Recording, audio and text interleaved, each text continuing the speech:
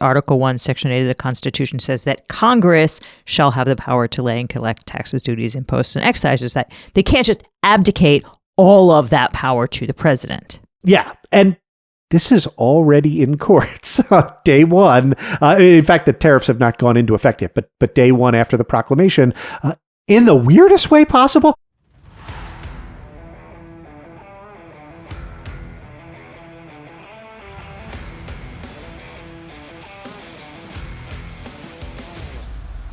Welcome to Law and Chaos, and welcome to Liberation Day. And by liberation, we mean higher prices, fewer choices, and vastly decreased American power. Also, wasn't there something in the Constitution about Congress having the power to lay excises? We've got a lot to cover, so let's get after it. Happy Friday, Chaos Monkeys. I'm Liz Dye, and with me, as always, is Andrew Torres. Andrew, how are you? Hi, Liz. I am super excited because didn't you hear that we imposed reciprocal tariffs that will be paid by our enemies, by foreign nations, and will generate, I don't know, hundreds of billions, trillions, quadrillions, sextillions of dollars in new revenue?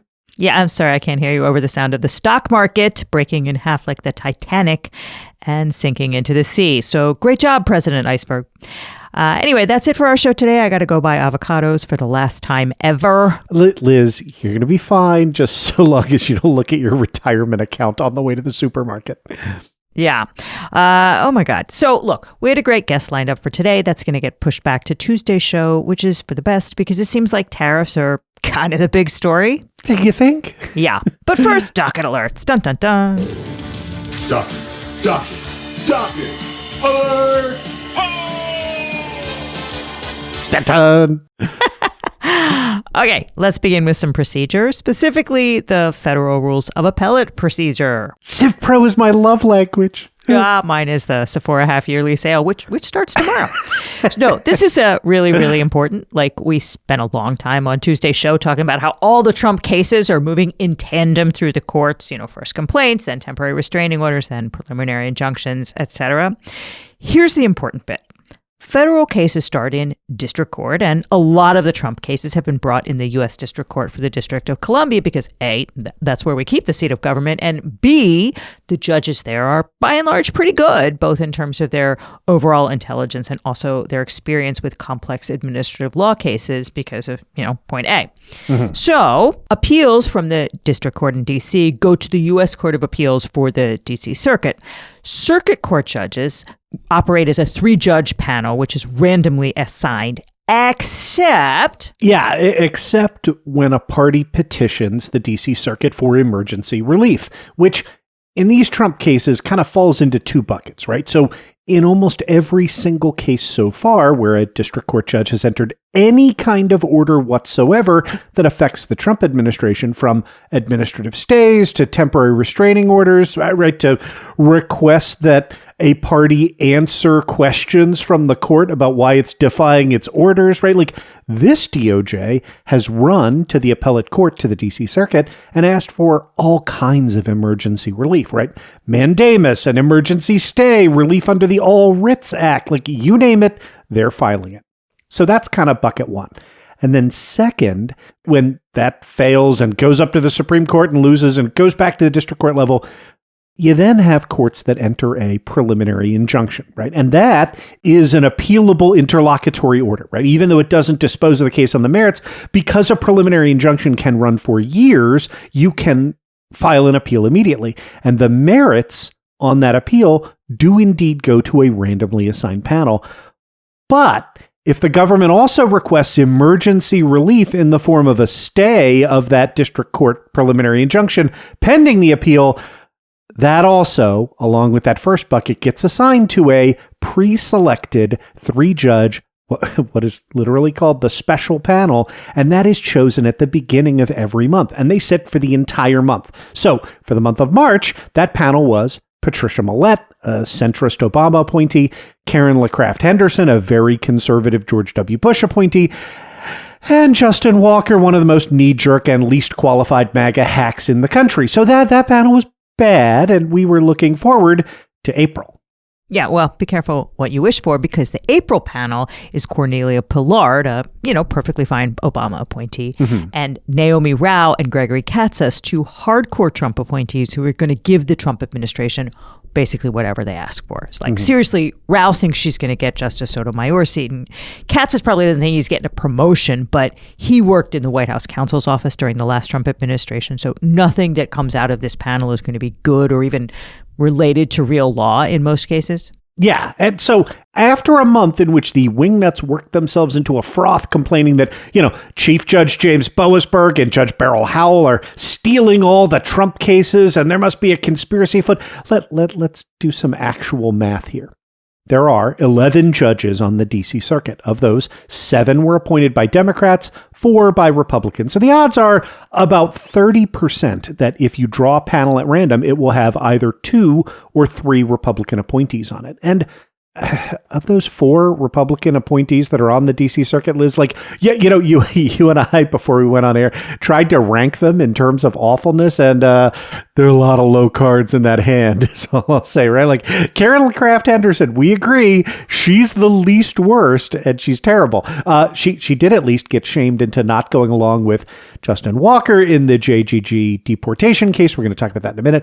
But the other 3 are Katsas, Rao, and Walker, and in my view, they are sort of interchangeably awful. Yeah, I know you have a special loathing for Walker, but I think he at least likes to pretend to be doing real law. I have not seen any of that from Rao and Katsas. Fair. But I think the larger point is any DC Circuit panel with 2 Republicans on it is going to be bad, right? And that's going to pop up almost a third of the time.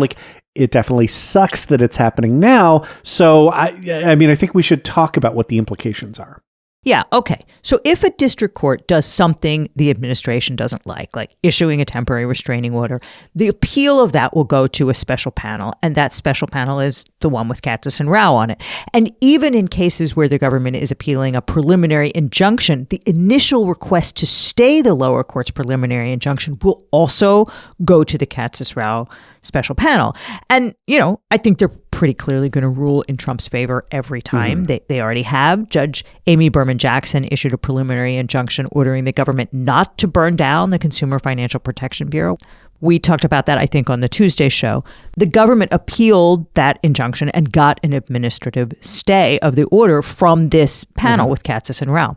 Oral argument is set for April 9th, but who knows how much of the CFPB is going to be left by then? Yeah, that's a real concern. But I do want to say we are not powerless to have Katsas and Rao run wild, right? I don't think the DC Circuit is going to let them just open the floodgates and let Trump run roughshod over the courts. I could be wrong. The option that is available is what's called a petition for rehearing en banc. That means from the full 11 judges on the DC Circuit. That is governed by Rules 35 and 40 of the Federal Rules of Appellate Procedure. Let me say at the outset, right? It's because we don't peddle hopium here. It is very rare for a full circuit court to sit en banc when it comes to emergency relief. But that is permissible, right? Either a party that is aggrieved or the court sua sponte, that is on its own initiative, can request, quote, an appeal or other proceeding be reheard en banc. And that means, other proceeding includes these per curiam orders that stay a district court's preliminary injunction, and they can be reheard by all 11 judges. All it takes is a majority vote. That is 6. And as we pointed out, there are 7 Democrats on the full DC Circuit. It is disfavored. That's the language of the rule. But one of the explicit grounds in the rule for granting en banc relief is when, quote, the proceeding involves one or more questions of exceptional importance. And this involves one or more questions of exceptional importance. So I agree with you. Bottom line, it's going to be bad over the next month. But we are not completely without options. Yeah, I think what we're looking at here is a question of, is the DC Circuit going to play by Queensberry rules, as they say, right? Because the Trump administration is clearly not. The rules say you can't appeal a TRO, much less an administrative stay, and they've appealed them, consistently every time, pretty much. And so I think the question is, if this kind of en banc on an emergency basis relief is disfavored, is the DC Circuit going to say, well, you guys are not playing by the normal rules and we're not going to play by the normal rules? Or are they going to say, are they going to kind of bend over backwards to say, well, the Trump administration is going to get all the process, so we won't look partisan? I don't know the answer to that question. I don't either, but I guess what I would say in the column of maybe the DC Circuit will be a bit more eager to jump in would be analogous to Judge Amy Berman Jackson being, as far as I can tell, the first district court judge ever to enter an administrative stay, right? Like that was, until Donald Trump was president, right, exclusively the domain of the appellate courts. And she said, no, look, like, I have the power as a judge to do this. I can enter an admin stay right now, freeze everything for 48 hours, then hear a TRO, and then hear a preliminary injunction. And that was because the Trump administration was doing things no president had ever done before. So I don't know. I mean, I know the courts are different. I know, we'll have to see. You're not wrong, but I'm not sure that it's completely cut and dried. Okay, if you're a subscriber at patreon.com/lawandchaospod or lawandchaospod.com, no ads for you ever. Otherwise, we will be back on the other side of this brief ad break.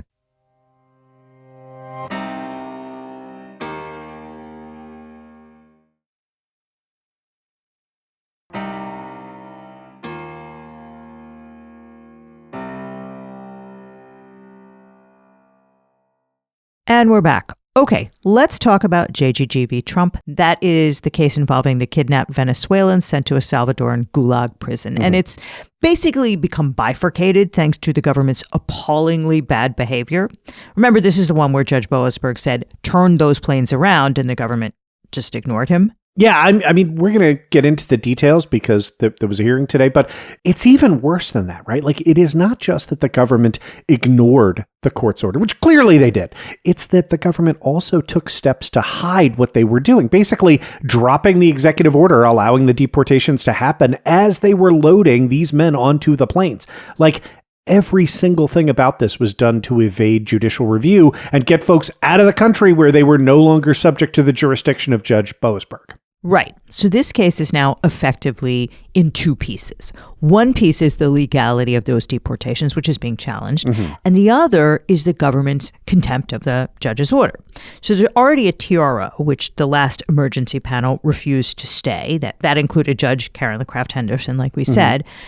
The hearing on the preliminary injunction is Tuesday, I think. But today, Thursday, as we're recording, there was another hearing on the second issue of the government's defiance of the court order. And that was wild. Yeah, I listened to that hearing, and the DOJ was again represented by Drew Ensign. And I wouldn't say it was openly defiant, right?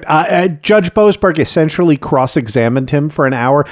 He certainly was not what I would call cooperative. Yeah. You want to give us a little bit of a rundown of what happened during that hearing? Yeah. So essentially, Judge Boasberg wanted to conduct fact-finding, and he began by getting Ensign to admit, he said, look, after I issued my TROs, the government was free to still keep Tren de Aragua members in custody, right? Yes. It was free to deport Tren de Aragua members. Yes. It was free to deport them even under expedited review because they have been designated as a terrorist organization, right? Yes. And in fact, the government did so last week while my TROs were in effect, right? Yes. So at the outset, what Judge Boasberg did was pretty much eviscerate the government's, national security arguments about how prejudiced it would be if, the court's interfering with his ability to conduct foreign policy and all that. Yeah. Let me just interrupt you for a second, because you're not talking about the national security implications of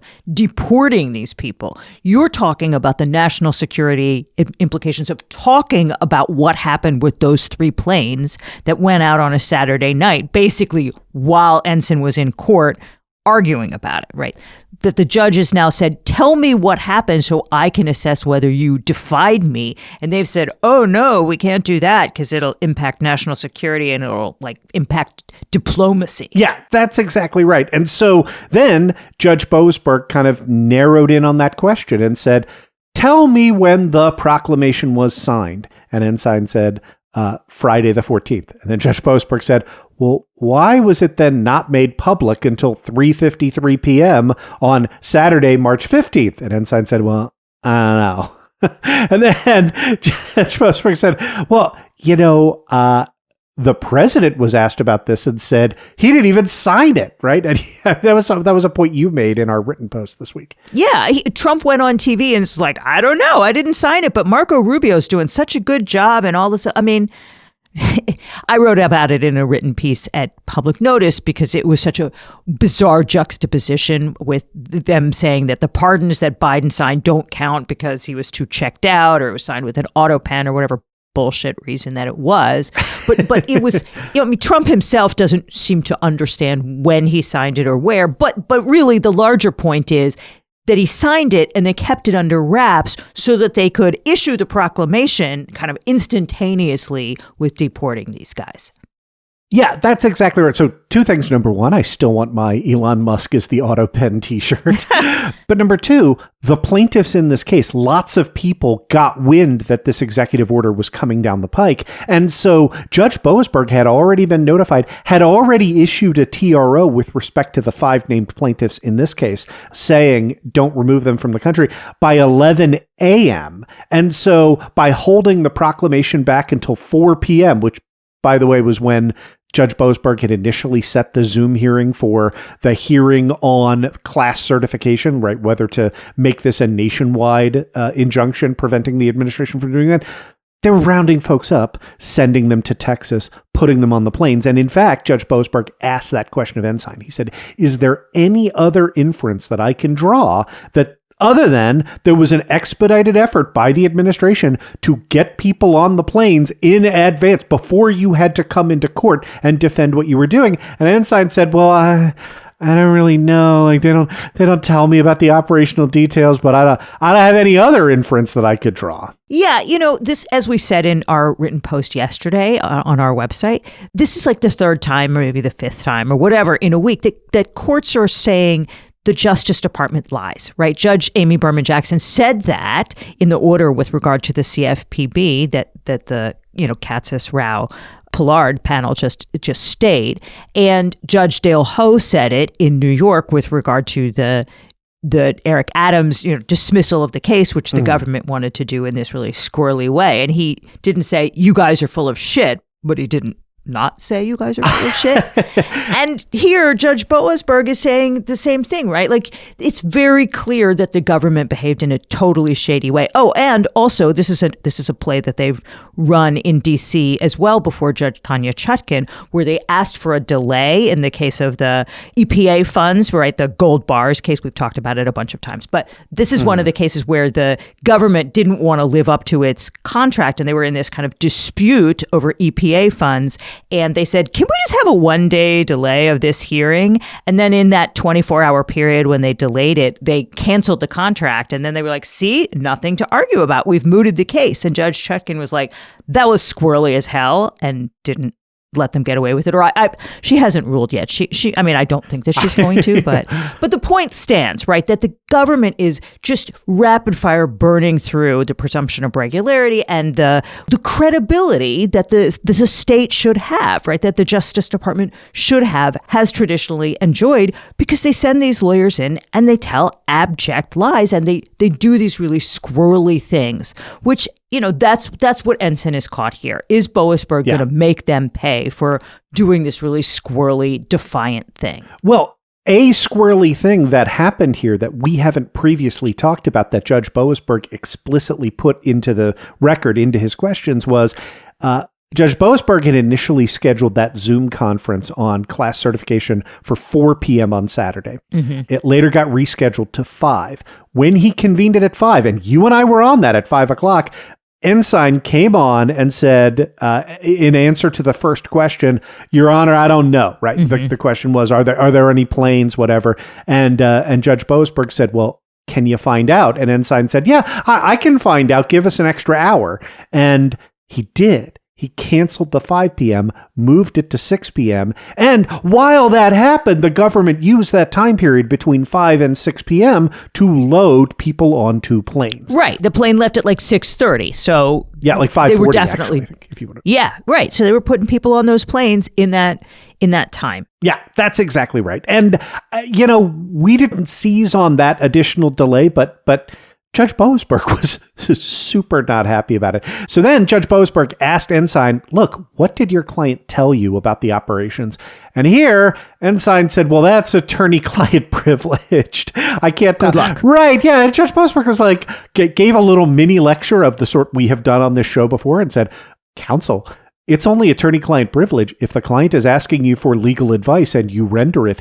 Are you telling me what time the plane left is attorney-client privilege? And Ensign said, well, I don't think so, but we would like the opportunity to brief it. I'm not going to make this call here in court right now. And there were a bunch of situations like that, right? Like Judge Boasberg said, was there anyone in the room with you when you were on the call? The Zoom call, and I gave my oral order, and Ensign was like, well, that's attorney-client privilege. And he eventually wheedled some names out. He said that there were two folks over at Homeland Security, James Percival and Joseph Mazzara, and then Jay Bischoff at State. Those were the folks that Ensign told about Judge Boasberg's orders after the call. But okay, I don't want to get super in the weeds.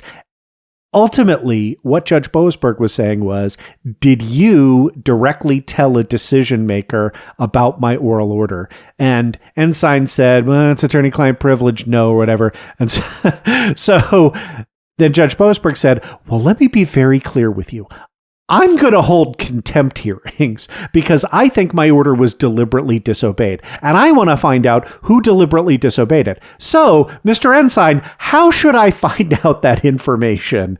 And he said, well, Your Honor, I don't think you need to do that. Like, we've made some legal arguments. And Judge Boasberg was like, I want you to assume for purposes of argument, counsel, that I'm not going to grant your legal arguments. How should I find out? And, an Ensign kind of dissembled for a while. And that's when the court turned it over to counsel for the plaintiffs, Lee Gallant, who's been amazing throughout this. And he spoke for about 38 seconds. And what he said was, yeah, Your Honor, there are three ways that you can get information under oath from the government. Number one, you can make them file declarations, right? Affidavits. But if you do that, like they've already lied to you in declaration. I am paraphrasing. If Lee is listening to the podcast, and you should be, he was much more had much more of a sense of decorum than I do. But like between the lines, he was basically saying, the government's filed a bunch of affidavits in this case, and it's either lied or dissembled or not given you the information. I don't think that would be too useful.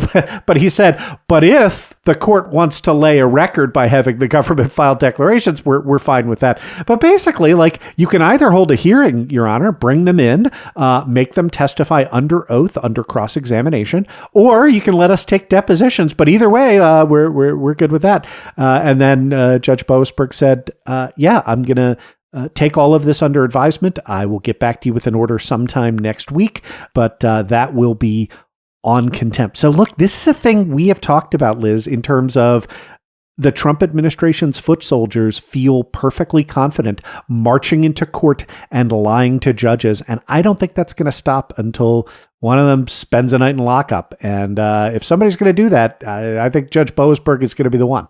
Yeah, you and I talked about this a little bit before we went on the air, and I'm not sure that spending the night in lockup is what's about to happen here. I think it's more likely that he's going to say, you disobeyed my order. I want to put us back where we were, particularly because at least one of the people deported on these planes turned out to be somebody who had a non-deportation order. Right? That he was a person who had protected status and should not have been put on those planes. Now, the government has agreed that it happened, but they have not agreed to bring the guy back.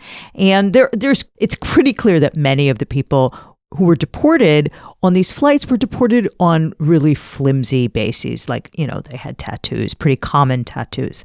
And so, I don't think that he's necessarily going to lock up Ensign, but I think he might well assess some kind of penalty. Yeah. 2 points on that. Number one, we have seen, because the plaintiffs introduced evidence of the decision-making matrix that the Department of State has used to identify Tren de Aragua members. And it's things like having a tattoo of the star that really looks like the logo at like Mission Barbecue, right? I mean, it's just these things. Having a tattoo of an AK-47, which I wonder how many Trump supporters have that tattoo. Like these are preposterously stupid mechanism. So you're 100% right on that. There's been at least one person that the government has conceded was erroneously deported. That gets kind of the second point, and you're exactly right on that. And that is, Judge Boasberg asked about how the government might purge the contempt, right? So let's talk about that process for a second. Typically, when a party is in contempt of court, right? That is, you haven't produced your witness for a deposition. You can purge that contempt and end the sanctions, right? So we talked about this with Alex Jones, for example. He got escalating sanctions that doubled every single day. And the way in which he purged his contempt was by finally sitting for that depo. Well, the way in which the government would purge the contempt here would be bringing the deportees back. And that I think really is, we're talking about kind of the larger meta picture, but Judge Boasberg has a case in front of him. This case involves real people who are really in a Salvadoran hellhole right now. And I think Judge Boasberg is looking at ways to bring them back. Okay. All right. We will be back on this one. As we said, there's a hearing on Tuesday. But now let's talk about tariffs.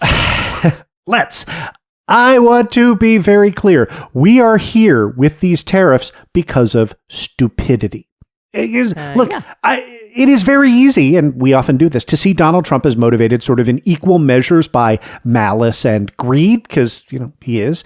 And now that he is surrounded by truly evil sycophants who are willing to do whatever he wants, right? Like, many of the things that this administration has done since taking office on January 20th are, I don't know, dastardly clever, right? Like sending in Doge to clean out government agencies before they can run to court. That's clever, but evil. Invoking the Alien Enemies Act to justify summarily deporting people you dislike outside the country's jurisdiction. Clever, but evil. Turning the Department of Justice into your personal law firm, right? Like those things are, in their own way, brilliant, right?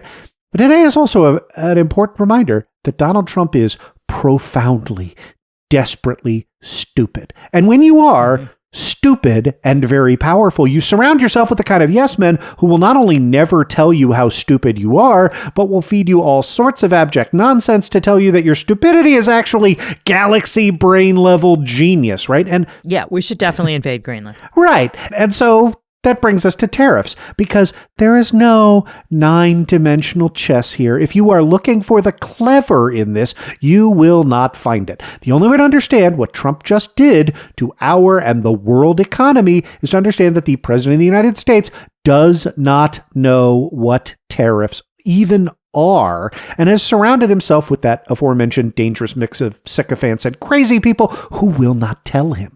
Well, that was a stem winder. But okay, let us say it loud for the cheap seats. Tariffs are a tax. Like if you buy a $20 shirt in the store and there's a 10% sales tax, that means that you, the consumer, pay $22 for that shirt, $20 for the store, $2 for the government. Fine.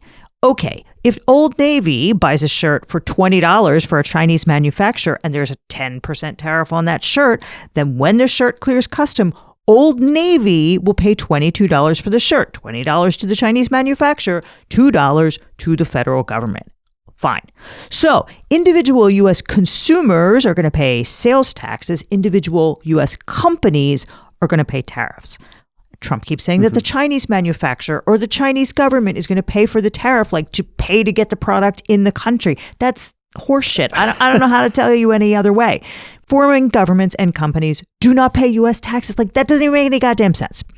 That means what Trump did is a huge tax on U.S. companies, which I guess right. Like, all right, we're liberals. We like to tax companies, right?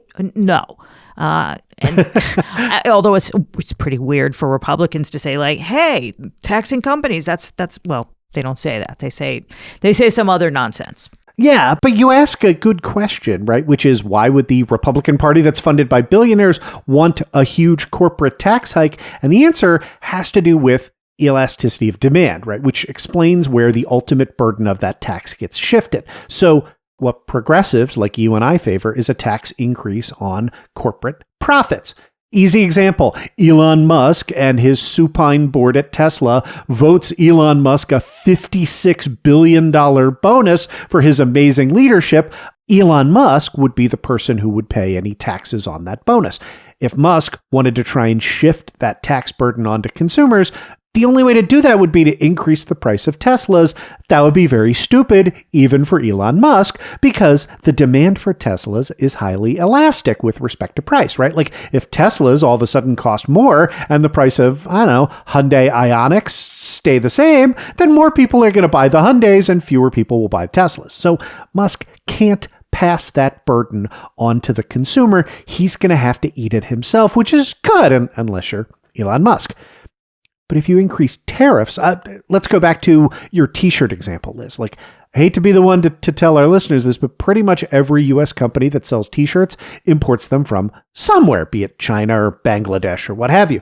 So that means, to take your example, if Old Navy is now paying $22 for a shirt instead of $20, they can pretty much pass all of that extra $2 in cost onto their consumers, knowing that each and every one of their competitors is also subject to the same increased tariffs. So now, every t-shirt, no matter who you buy it from, costs $2 more at the store. So the elasticity of demand for Old Navy shirts doesn't shift appreciably away from Old Navy into Land's End or Target or what have you, right? Old Navy gets to keep its profit margin and shift the burden onto consumers. And yes, to our econ professor listeners, I know you're out there. I see you. There are substitutionary effects, right? That some people will just buy fewer t-shirts if they're all $2 more expensive. There are also subtle shifts in the relative demand curve. This isn't an econ show. The basic principle is that it's way, way easier to shift the burden to consumers if it's a tariff than if it's a tax on corporate profits. Counterpoint, Trump and his advisors say that because you're only taxing foreign imports, that means companies will start buying more t-shirts made in America. This will lead to a manufacturing renaissance here. Here, I'm going to play a little clip. If you want your tariff rate to be zero, then you build your product right here in America. Yeah. This is the argument for protectionism. It was dumb in 1930. It is beyond anachronistic today on the level of the free silver bimetallism movement, right? But let me try and steelman the argument as best as I possibly can. So stick with our t-shirt example. The protectionist argument would go something like this. It would say, if Old Navy has to choose between buying a $20 shirt from a Chinese manufacturer or a $21 shirt from a U.S. manufacturer, it'll pick the Chinese. But if you slap a 10% tariff on imports from China, that will make the Chinese shirts cost more than the U.S. made ones. And so Old Navy will start buying U.S. based shirts instead. And I guess I want to first note with respect to Trump that if the tariff works to do that, right? Like if it actually does reduce the rate to zero because companies are now buying American, then companies aren't paying the tariff, right? So you can't say simultaneously both that tariffs will bring back American jobs and that they're going to raise a bunch of money. Yeah, I think I kind of want to break that one down for a second because there's this tension in the middle of the whole tariff scheme. Okay, no one's surprised at a lack of logical consistency in the Trump's administration's position on anything. But really, his advisors are saying two contradictory things at once. On the one hand, you have the people who think Trump is trying to mob boss his way through like he always has, right? The plan here would be go rough up everyone in the neighborhood and demand they pay protection money so we don't do it again. That's what Trump's doing to the universities and the law firms, using federal dollars or the federal power of contract to extract concessions, counting on the fact that he can pick them off one at a time. So in that world, we're not relying on tariffs to fill government coffers. We're just doing this as a negotiation tactic. And Trump did say that today. He said, every country's calling us. That's the beauty of what we do. We put ourselves in the driver's seat. If we would have asked these countries to do us a favor, they would have said, no, now they'll do anything for us. Tariffs give us great power to negotiate. They always have. Okay, fine. But at the same time, you have Trump, who says this, and his advisors like Peter Navarro and Commerce Secretary Howard Lutnick talking about using tariff revenue to replace taxes to fund the government. So they make these weird noises about the external revenue service replacing the IRS, the Internal Revenue Service. And Trump says things like, nonsense words about how rich America was when we ran on tariffs instead of income taxes. I mean, the reality was that every time there's been a massive tariff scheme, it crashed the economy. But you have to see that these two positions are in tension, right? You either are going to get these tariffs, which is really going to fill the government coffers and help us do away with the income tax, or this is just a negotiation tactic and the tariffs aren't going to be a long-term thing, in which case the onshoring is never going to happen.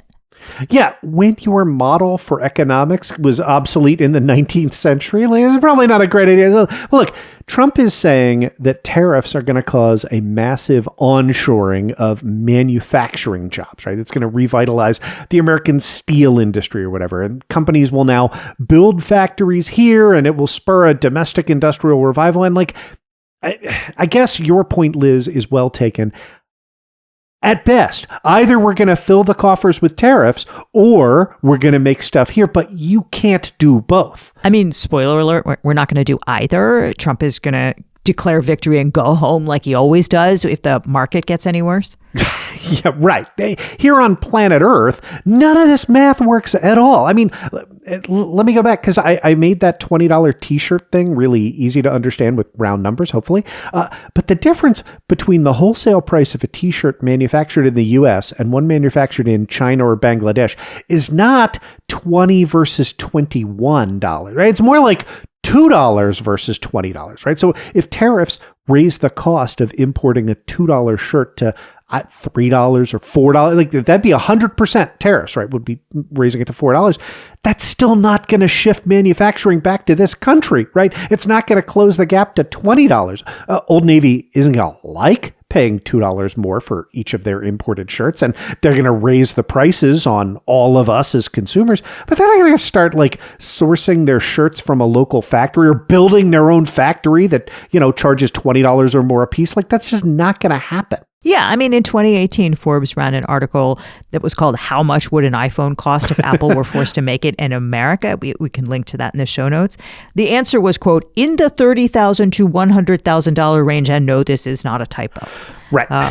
We don't have to speculate because Trump ran this exact same playbook in his first term, and it was a disaster, right? Starting in January of 2018, he imposed a bunch of tariffs, including 20% on washing machines. And after the hike, producers raised the price of washers by an average of $86, but they also raised the price of dryers, which were not subject to the tariff, by $92 because consumers are used to dryers costing a little more than washers. And also, that's how capitalism works. If you can charge more for it, you're going to do it. Right. So American consumers wound up paying an extra $1.5 billion to wash and dry our clothes, thanks to Trump's tariffs the first time around.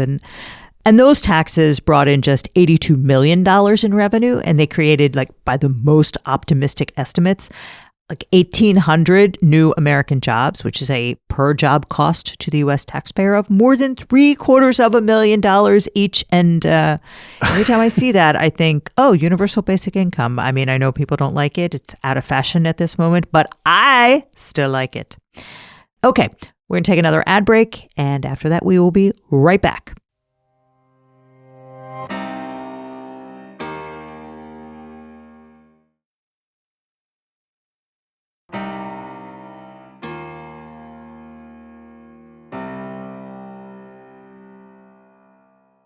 And we're back. So before the break, Liz, you were telling us the orders of magnitude of a disaster that Trump's tariffs on washing machines were to American consumers. And I just want to say, we could do this for every tax that he levied back in his first term, right? The steel tariffs created none net new jobs in the steel industry. But the higher prices on imported steel led to an estimated 75,000 jobs lost in construction industries that, are secondary, that have to pay to import steel.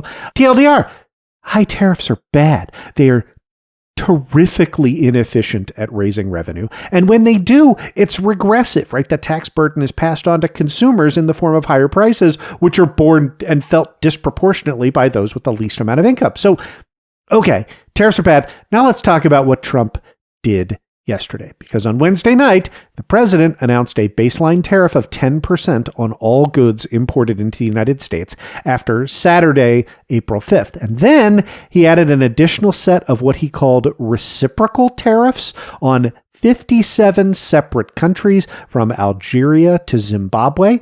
They are not reciprocal, by the way, but let's put a pin in that for now. So Trump's additional tariffs range from a low of 11% to a high of 50%. So among our largest trading partners, that's 34% on China, 27% on India, 24% on Japan, and 20% on the European Union. And those are like on top of, they're not adjusting the tariff rate. They're in addition to the existing tariffs, which Trump has already, in a lot of circumstances, already jacked up. So for example, on February 1, Trump increased tariffs on China by 10%. On March 3rd, he increased it by another 10%. Yesterday, another 34%. And math being math, 65% tariff on China. So hang on, guys. I'll be right back. I got to go order everything. I have to go order everything. I will be right back. No, I'm kidding. And if you're wondering how that stacks up compared to some of the more disastrous moments of American history, let's compare it to the Smoot-Hawley Tariff Act of 1930, which imposed tariffs of up to 59% on imported goods, and which pretty much everyone agreed made the Great Depression much, much worse. It also failed to create U.S. jobs, and it drastically decreased the market for U.S. exports as other countries enacted retaliatory tariffs on American goods. Although I have heard from Donald Trump that no one would dare to retaliate. They all just want to make a deal. But 65 is obviously bigger than 59, so Trump's taxes are worse than the worst tariffs of the last 100 years. As The Economist put it, America's overall tariff rate will soar above its Depression-era level back to the 19th century. Do you think that's good? It doesn't sound good. No, and you tried to bait me. We have a lot to cover. I do have a clip of our idiot-in-chief saying that Smoot-Hawley was awesome, and if it only hadn't been eliminated, it could have stopped the Depression. And I'm going to confine my thoughts to just two things. Bueller. Fair. Number one, no person with an undergraduate degree in economics or better thinks that Smoot-Hawley was awesome, right? I don't care what school of economics you go to, it was a disaster. And number two, wasn't so good for the guys who slapped their names on it back in 1930, right? Like Senators Reed Smoot and Willis Hawley, and everyone associated with this tariff got their ass kicked in the very next election, 1932, right? Not just Smoot and Hawley, 10 other Republican senators, also President Herbert Hoover, who signed it into law, and he wound up losing to Democrat Franklin Delano Roosevelt in a landslide. So I don't know, maybe there's a pot of gold at the end of this rainbow. Well, could be. I mean, we did very well in the special election on Tuesday, including we won the hotly contested Wisconsin Supreme Court race. So, I mean, you know, there's going to be a lot of trouble before we get to that end of the rainbow, but maybe. Anyway, but I just want to flag. What Trump is promising is that we're going to go back to this period between the wars or right after World War II, where the disparity between America's power, right, economic, military, cultural, was so wide, right? We had so much more power than everyone else that we could just call the shots and treat other countries like colonies. And that world does not exist anymore. It changes. I mean, Canada has basically told us to get bent. But okay. Bent. Now they told us to get bent. They told us to get bent. But okay, let's talk about Trump's claim that these are reciprocal tariffs. They're not. I'm not sure if he knows what the word reciprocal means. It does not mean that, but maybe he's using the word reciprocal because it sounds like it's fair. It has like an intuitive appeal. So, right, if China has a 10% import tariff on our stuff, we're going to impose a 10% tariff on Chinese goods, which is like, that's not what happened. But okay, Andrew, pull that pin.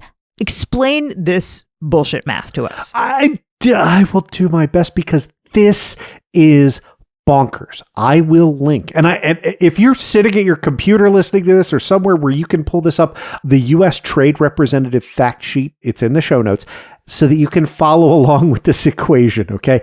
But before we get there, so go ahead, pull it up now. I want to highlight two really important pieces of misinformation that the Trump administration is trying desperately to disguise. The first is that these tariffs are not calculated based on trade rates, which is the only sensible way to do any of this, right? That would be reciprocal. Yeah, exactly. They tax us 10%, we tax them 10%. No, they are calculated based on the relative trade deficit between the United States and the target country.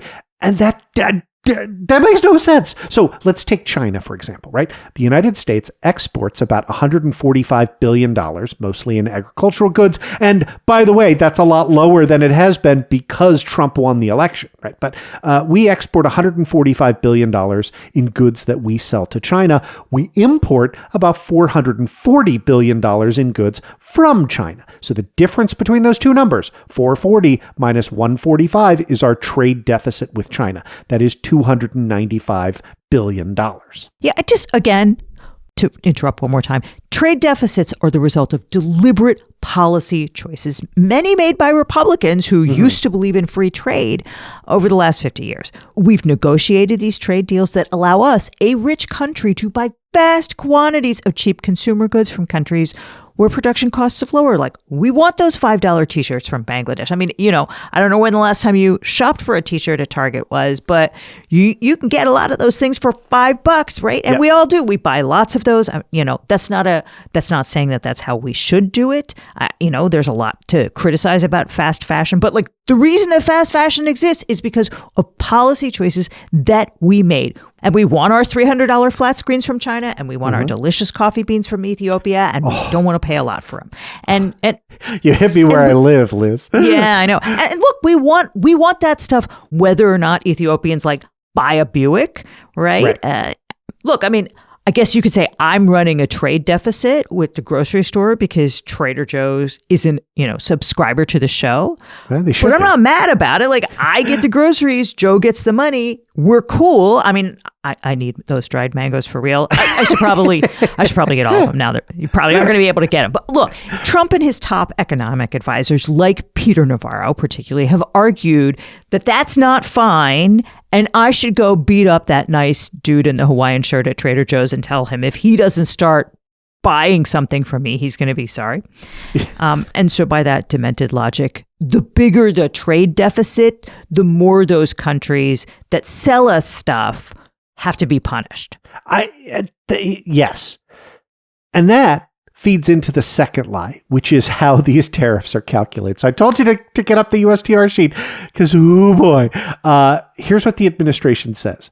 They say delta T sub I equals X sub I minus M sub I over epsilon times phi times M sub I. And Liz, doesn't that sound super mathy and real, like it came out of an econ textbook? I was an English major, so I'm going to take your word on that. Well, hate to break it to you, it's all made up. Delta T sub I is just their notation for how much are we going to jack up the tariffs, right? That delta means change. And I really did. I had a long exposition. I was super excited to tell you that epsilon was going to be the price elasticity of import demand, and phi was the elasticity of import prices with respect to tariffs. And I had this huge rabbit trail all planned. And then I came to this. They say on the sheet, you can scroll down, parameter values for epsilon and phi were selected. Assume a can opener. that one I did know. Yeah, spherical cow. So look, when they say selected, what that means is they're not variables, they're constants. Okay, constant's a fixed number. So what fixed number did the administration select? You will be intrigued to know. They picked 4 for epsilon and 0.25 or 1/4 for phi. And then the equation on the bottom is epsilon times phi, and 4 times 1/4 is 1. They multiplied the denominator by 1. It all cancels out. That's super mathy. Yeah, it sure is. So when you do that, the tariff rate is just the trade deficit that country has with the U.S. divided by the total amount of imports from that country. And then divided by 2 because, and I swear to God, I'm not making this up, Trump said he wanted to be kind. For nations that treat us badly, we will calculate the combined rate of all their tariffs, non-monetary barriers, and other forms of cheating. And because we are being very kind, we're kind people, very kind. You're not so kind when you got ripped off with your salaries. My auto worker friends and my Teamster friends and all of the unions that typically voted Democrat, they're not voting Democrat anymore because worker, whether union or non-worker, they're for the Republicans now. That's what happened. But we will charge them approximately half of what they are and have been charging us. So The tariffs will be not a full reciprocal. I could have done that, yes, but it would have been tough for a lot of countries who didn't want to do that. I'd like to see the chart if you have it. Oh, God, my head hurts. So let's put all that together. We have a $295 billion trade deficit with China. We import $440 billion in Chinese goods. So 295 over 440, that's 67%. Half of 67 is 34. And sure enough, when you look at Schedule 1 to the administration's executive order, the new tariff rate that they jacked up on China is 34%, which, by the way, they did that despite the fact that they have, as you pointed out, Liz, increased tariffs on China twice in the past 2 months. So I don't know. I guess they could have picked numbers out of a fucking hat. But other than that, it is really hard to imagine how these could have been any more insane. Yeah, that's it's clearly just made up. Okay, we're going to take one more ad break, and then we're going to talk about the law because it is a law show. Oh, what a great idea. All right, we'll be right back.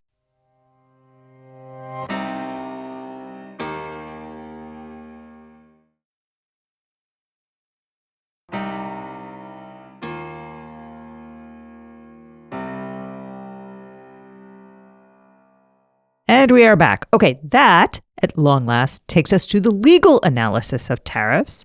That would be Article 1, Section 8 of the Constitution, which says that Congress shall have the power to lay and collect taxes, duties, imposts, and excises, which certainly sounds like Congress gets to make decisions about tariffs. Yeah. But Congress has also delegated some of that authority to the executive branch over the years, including, in particular, the right of the president to make emergency declarations. And as we saw in Trump's first term, his MO is to take what's supposed to be an exception in exigent circumstances and label everything an emergency, like just pull the fire alarm, do what you wanted to do, and call it a day. So, for example, in 2019, Congress refused to allocate funds for Trump's border wall, and Trump simply just declared a state of emergency and stole $8 billion in funds from military housing to pay for it. So yesterday's tariffs cited 3 laws as justification for Trump pulling the alarm bell and stealing Congress's power. The first was the International Emergency Economic Powers Act, or IEPA, the National Emergencies Act, and the Trade Tariff Act of 1974. Yeah. Let's start off with that last one first, because that is a total lie. Right. The section Trump cites from shitting me. Yeah, from the Trade Act of 1974, it's 19 USC section 2483. And that just says the president shall, from time to time as appropriate, update the harmonized tariff schedule of the United States. And Liz, I would love to do a deep dive on the harmonized tariff schedule of the United States. It is 99 chapters of delightful geekiness. You can't even... You know, I did a video on it. It actually is just like so hilariously arbitrary. It is. It's like, is it a costume? Like Santa costumes are the most amazing like confluence because like, is it a costume? Is it pants? Yeah. It's got a whole thing. Is it a durable good or a cheaply made good? So... Let's look at chapter 95, which is toys, games, and sports equipment. No wonder I picked that one. Badminton rackets are classified as one category. They are subject to a 30% import tax. But racquetball and squash rackets are subject to a 40% import tax. I mean, I guess the badminton lobby wears the pants in Washington, D.C. I'm not going to comment on that one. But the point is that the harmonized tariff schedule is super important and super complicated. But nothing Trump is doing has anything to do with what Congress authorized him to do. Yeah. But okay, let's talk about the emergency acts. Yeah. That's a little more complicated, right? So you mentioned IEPA, that is 50 USC section 1701 et sec. And that is what Trump cites as the underlying authority to raise tariffs. IEPA may be used, quote, to deal with any unusual and extraordinary threat which has as its source in whole or substantial part outside the United States to the national security, foreign policy, or economy of the United States if the president also declares a national emergency under that second provision that the National Emergencies Act with respect to that threat. So those two work together. And Trump has now done that, right? Section 1 of this executive order declares a national emergency, quote, arising from conditions reflected in large and persistent annual trade deficits. He claims the trade deficits compromise U.S. economic and national security by rendering the economy less resilient to supply chain disruption. And then there's an assertion about it compromising military readiness for reasons.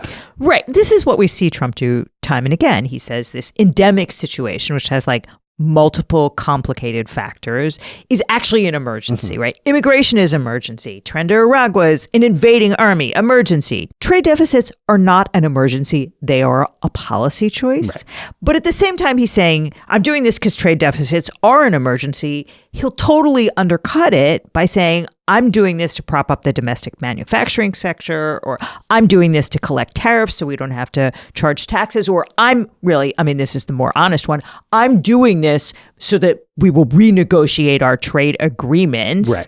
And, I'm pulling the fire alarm and knocking the table over as a kind of a bargaining tactic. Look, it's the same as when he used the emergency of COVID to seal the border and exclude asylum seekers. Yeah, I think that's exactly right. And from a legal perspective, in terms of whether that justification will hold up, I don't know. Courts really defer. Like, they are unlikely to second guess a president's invocation of emergency powers. And this is not so preposterously objectively false that you can do a Judge Ana Reyes and say, kind of go through and explode all of it. And I should add on top of that since the 1980s, I know of no court decision that has overturned a presidential determination of a national state of emergency. Okay. But here's the thing. Even if courts have to defer to the president on declaring a state of emergency, IEEPA does not say that the president can impose tariffs in response to an economic emergency, right? Here's what it says, that the president can investigate, regulate, or prohibit foreign bank transactions, that's freezing accounts, or the importing or exporting of currency or securities subject to the jurisdiction of the United States, which doesn't seem to count, or to regulate the importation or exportation of any property in which any foreign country or national thereof has any interest by any person or with respect to any property subject to the jurisdiction of the United States. And we know what that language in IEEPA was meant to encompass. It was meant to cover that, say, if, France is discovered to be harboring a fugitive terrorist from the United States, you'd want the president to be able to freeze French bank accounts that the terrorist could otherwise access, right? And you'd want that to be an emergency executive powers that, you don't have to convene a special session of Congress and pass a vote and break the filibuster and have it read back into the record 3 times, because by the time that happens, the terrorist will have cleaned out the bank account. Okay, fine. Yeah, well, that actually doesn't appear to have anything to do with tariffs. No, it does not. And the precedent here is, I would say non-existent. Charitably, it's thin. Here is the closest case. In August of 1971, President Richard Nixon imposed a temporary 10% tariff on many goods to address the potential balance of payments problems that the United States was having. That was Proclamation 4074. It was super vague about the source of its authority. It's cited to the Constitution and the statutes, including, but not limited to, the Tariff Act of 1930 and the Trade Act of 1962. And you will notice Nixon did not cite to IEEPA. Partly that's because IEEPA would not get passed until 1977 after Nixon was out of office. But anyway, in response to having enacted those tariffs, a Japanese zipper manufacturer sued to challenge them in court. That case went all the way up to the Supreme Court. It was called U.S. versus Yoshida International. That was the zipper manufacturer. And in court, the Nixon administration said, but when we said the statutes including but not limited to, that included a statute we might call a predecessor to IEEPA. The language is kind of similar. It was called the Trading with the Enemies Act. There are salient differences. Anyway, the point is that the Supreme Court upheld Nixon's tariffs, saying that the power to impose them came from the power to regulate imports, which, seems like it might apply here. But on the other hand, crucial to the Supreme Court's holding in that case was the, as it described, limited nature of Nixon's tariffs, right? And so the Supreme Court said that did not render the congressional delegation of its authority to impose taxes unconstitutionally broad. Yeah, that's what we began this section with, right? Article 1, Section 8 of the Constitution says that Congress shall have the power to lay and collect taxes, duties, imposts, and excises, that they can't just abdicate all of that power to the president. Yeah, and this is already in courts. Day one, in fact, the tariffs have not gone into effect yet, but day one after the proclamation, in the weirdest way possible. So a group called the New Civil Liberties Alliance is suing on behalf of a Florida importer on the theory that the tariffs on China are illegal. The New Civil Liberties Alliance is one of those anti-regulatory shops. They represented one of the plaintiffs in the cases that overturned Chevron deference. They are always railing about the administrative state. Look, man, rat hairs and listeria in your hot dogs are the price of freedom. Salmonella. Okay. I am just going to read you the relief that is requested in this case, because what they want is a declaratory judgment pursuant to 28 U.S.C. Section 2201A, declaring that the China executive orders are unlawful and unconstitutional, either one, because they are ultra-virus as not being authorized by the statute, or two, because the IEPA violates the Constitution by failing to provide an intelligible principle constraining actions a president takes under that statute. I cannot believe you're making me cheer for libertarians. Although, interestingly, I looked at this case and they talk about the major questions doctrine, which we're not going to get into. We're already in an hour here. But what there's the major questions doctrine is this kind of made up thing where the president, a Democratic president, will do something and the courts will say, no, it looks like Congress let you do that. But actually, no, because Congress can't have delegated that power to you under the major questions doctrine. Don't ask what the major questions doctrine. It's like whatever makes Brett Kavanaugh's ass itch. The point is, it would be hilariously funny if Trump's tariff power got overturned under the major questions doctrine, which is this, once again, fantastical invention by conservative justices to rein in Democratic presidents. I mean, it certainly is a major question, but Liz, I cannot tell you why this lawsuit was filed in the Northern District of Florida. I mean, Pensacola is lovely this time of year. Hey, Joe. If you wanted to win, you would definitely have venue and probably a better shot in the District of Columbia. But as it is, they got a Trump appointee named T. Kent Wetherell II, which I'm sorry, he sounds like the guy who owns the ski shop in a John Hughes movie, or, the snooty neighbor in an 80s sitcom. I think he was in Caddyshack, pretty sure. But, okay, perhaps this little Gen X jaunt has taken us far afield from the topic. Wow. The issue is, will the Supreme Court let Trump get away with stealing Congress's power in this and in every other thing, right? He's already stolen the spending power. Will he get to steal the taxing power too? And I suspect he will. But all right, could Congress do something here? Could Congress take back this power, which they have theoretically delegated? It's not a major question. Yeah. They could, right? I think this is a real question, right? Congress could terminate the underlying national emergency by just enacting a joint resolution of disapproval using the expedited procedures that were provided in that National Emergencies Act that Trump cited, right? They took a little protest vote today in the Senate. 51 voted against tariffs on Canada, and there are only 47 Democrats, right? I mean, not that it matters yet, because Speaker Mike Johnson is a craven tool, but things change.